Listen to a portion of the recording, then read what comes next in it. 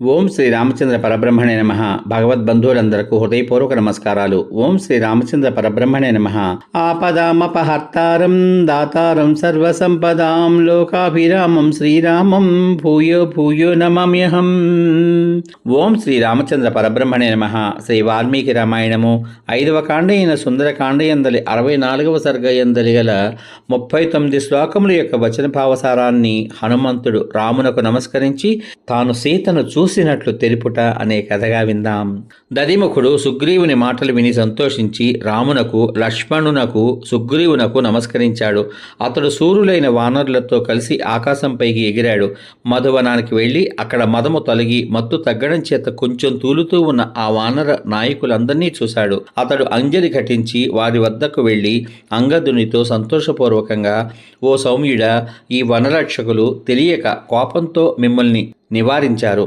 ఇట్లు నివారించినందుకు కోపించవద్దు. నీవు యువరాజువు, ఈ వనంపై అధికారం కలవాడవు. ఇంతకు ముందు మూర్ఖత్వం చేత తప్పు చేశాం, దాన్ని క్షమించండి. ఈ వానరులందరూ ఇక్కడికి వచ్చినట్లు నేను వెళ్ళి నీ పినతండ్రికి తెలిపాను. నీవు ఈ వానర నాయకులతో కలిసి వచ్చినట్లు విని నీ పినతండ్రి సంతోషించాడు. మధువనం చెరచబడినది అని విని కూడా అతడు కోపించలేదు. వానర రాజు, రాజ్యాధిపతి, నీ పినతండ్రి అయిన సుగ్రీవుడు సంతోషించి వాళ్ళనందరినీ శీఘ్రంగా పంపించు అని నాతో చెప్పాడు.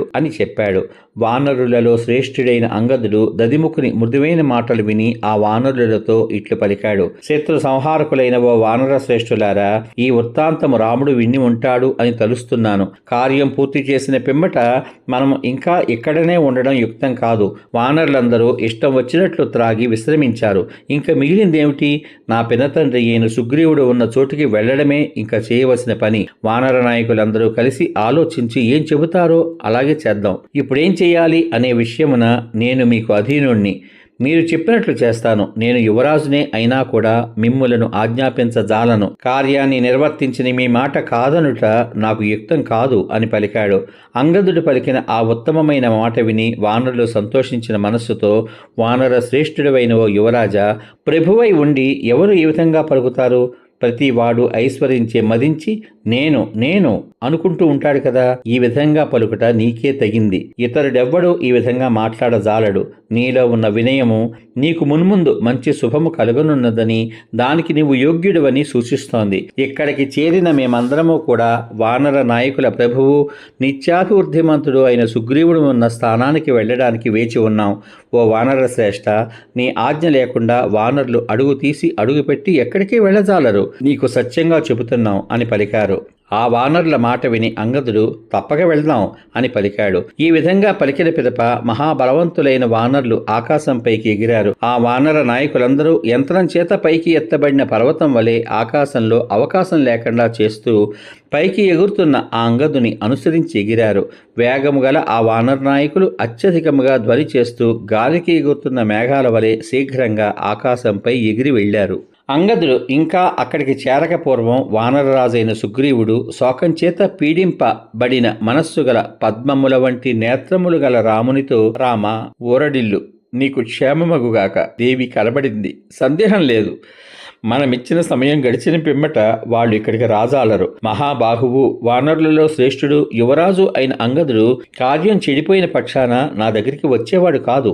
కార్యం సఫలం చేయకనే ఈ వానరులు ఈ విధంగా ప్రవర్తించినా కూడా, అంటే తిరిగి వచ్చినా కూడా, ఈ అంగదుడు దీనమైన ముఖంతో భ్రాంతి చెంది దుఃఖాక్రాంతమైన మనస్సుతో దిగులుగా ఉండేవాడు. అంగదుడు సంతోషంతో ఉండకపోతే తండ్రి తాతల నాటిది పూర్వ పురుషుల చేత రక్షింపబడినది అయిన నా మధువనాన్ని నశింప చేసేవాడు కాదు.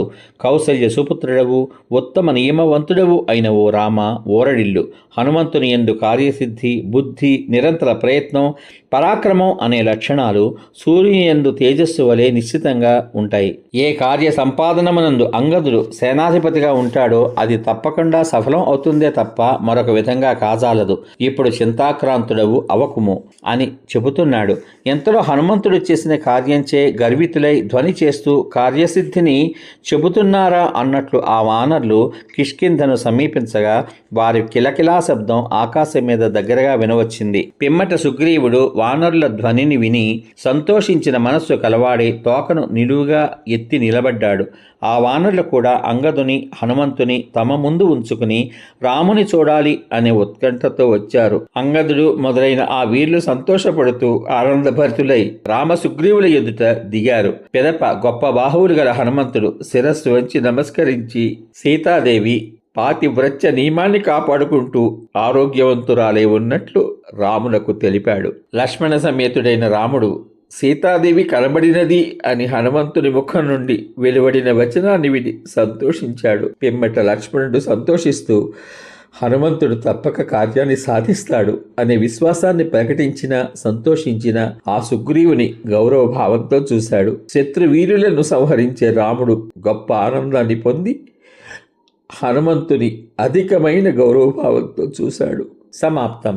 ఇంతవరకు మీరు శ్రీ వాల్మీకి రామాయణము 5వ కాండ అయిన సుందరకాండ యందలి 64వ సర్గ యందలి గల 39 శ్లోకముల యొక్క వచన భావసారాన్ని హనుమంతుడు రామునకు నమస్కరించి తాను సీతను చూసినట్లు తెలుపుట అనే కథగా విన్నారు. రేపటి భాగంలో శ్రీ వాల్మీకి రామాయణము 5వ కాండ అయిన సుందరకాండ యందలి 65వ సర్గ యందలి గల 27 శ్లోకముల యొక్క వచన భావసారాన్ని హనుమంతుడు రామునకు సీతా వృత్తాంతాన్ని చెప్పుట అనే కథగా విందాం. ఓం శ్రీ రామచంద్ర పరబ్రహ్మణే నమః. శ్రీరామ రామ రామేతి రమే రామే మనోరమే సహస్రనామ తత్తుల్యం రామనామ వరాననే. ఓం శ్రీ రామచంద్ర పరబ్రహ్మణే నమః. సర్వే జనా సుఖినో భవంతు. శుభమస్తు. స్వస్తి.